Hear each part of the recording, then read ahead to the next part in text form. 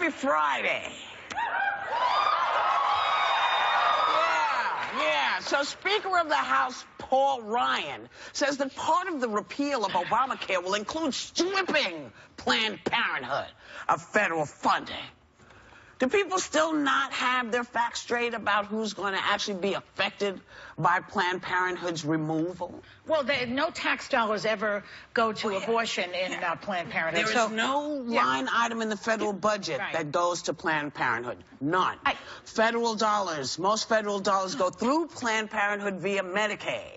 75% of Planned Parenthood's public funding. Yeah. You know, but their issue is that they do have abortion services, even though no tax dollars are paid. Yeah, no tax dollars. Can we just say that again? Because the myth of federal taxes paying for abortions has been discredited. We've said it a million times. All those videos you keep seeing have been discredited. Let's be realistic. The only people who are going to eat it when Planned Parenthood goes away are women who need the services. Yeah.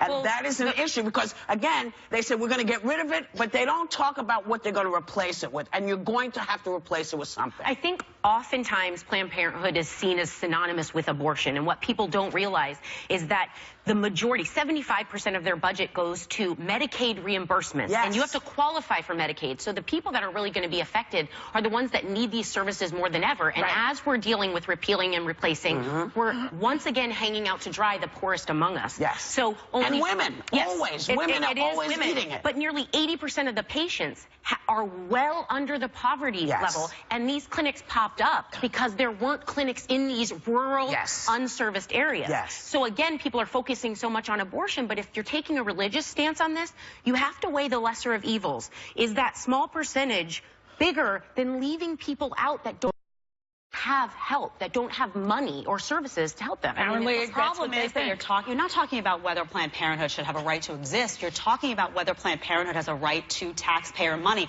And just because that money doesn't directly go into abortion, you're talking about an organization that gets 1/3 of its clinic income from abortion. In 2011, Planned Parenthood... say that again. 2011, Planned Parenthood provided 334,000 abortions. They did 28,674 women received prenatal services.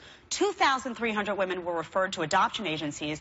1/3 of its clinic income comes from abortions. But it's not federal. It's not federal. Private income. Right, it's private income. But you're donating to an organization. Oh, God. These people who are religious are donating to an organization that they feel condones and supports something that they don't. It's their money. So they're saying, look, you want to have an abortion? That's your right. It's your body. Apparently it's not, because if it was my right, you wouldn't give a crap whether I was having an abortion. They don't care. No, wait. They don't care. They do care. Because this is the issue. For me, this is the issue. Whether you subscribe to people having abortions or not should have nothing to do with what I do or what I need. If I'm a low-income person and I've been raped, you don't have the right to tell me if I should have an abortion. They're not trying. Yes, they are. Because if you are saying federal money, look, I don't want to pay for this new wall that suddenly we are now paying for, that Mexico was supposed to be paying for. That's different, though. No, it's not different. That's different It's not different. It is not different. I'll tell you. Listen, my religious background says, okay, that I'm supposed to make sure that people are serviced. That's what my religion says. I'm not there to judge. God judges. If God has an issue, you have an issue with God. You're not you. But these people who have these problems their problems, they are my problem. And God says if I have an issue, I talk to God. I don't have to talk to you. And so not you, but one interfering with this when Planned Parenthood does so many other things for the poor. And none of these people ever talk about what they're going to replace stuff with. That's my bitch about all of it. But the difference, I think, when you talk about wars is the Constitution says that the job of the federal government is to protect its citizens by nature of defense. That's the job. The job of the Constitution. Is there a war now? Did I miss something? The border security? To protect the country via border security? When Donald Trump was elected, he said Mexico's going to pay for that wall. He's talking about border security, though, really. Which falls into defense. He said Mexico would be paying for that wall. Now he's saying that as a taxpayer, I'm going to be paying for that wall. Well, that's different. That's hypocrisy on his part. For me, it's like, wait a minute.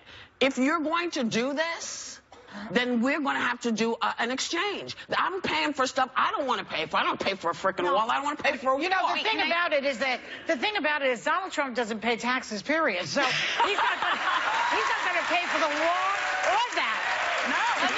Let me correct one thing. I said 75% of Planned Parenthood's budget. It's 75% of federal funding is the Medicaid reimbursements. But I think we're again losing the point of this, that it's less about abortions. It's about preventative care, cancer screening, people that we talked about the other day, the wait on emergency rooms, how people would race there because they didn't have availability. These are clinics that are taking that weight off. So if you're thinking at all in numbers, they're not. People have concerns, though, also about Planned Parenthood as an organization. I know you talked about the videos that some feel have been debunked. There have been a lot of videos. Listen, but a lot have. The House select. I'm sorry, baby. I can't sit and do this anymore. I can't do it. I can't do it. One statistic here? Yeah, please. Because about Mike Pence, who is our vice president-elect. Pray to get away. Okay, well, he was the governor of Indiana, and under his auspices, the HIV outbreak has gone up in the last couple of years because he shut down Planned Parenthood clinics in Indiana. So who suffers from that, really? Poor people in Indiana. And then it overwhelms the medical facilities, and then we have to pay for it anyway. We have seen video. So what is he gaining? Look, I'm sorry, but we have video of this organization.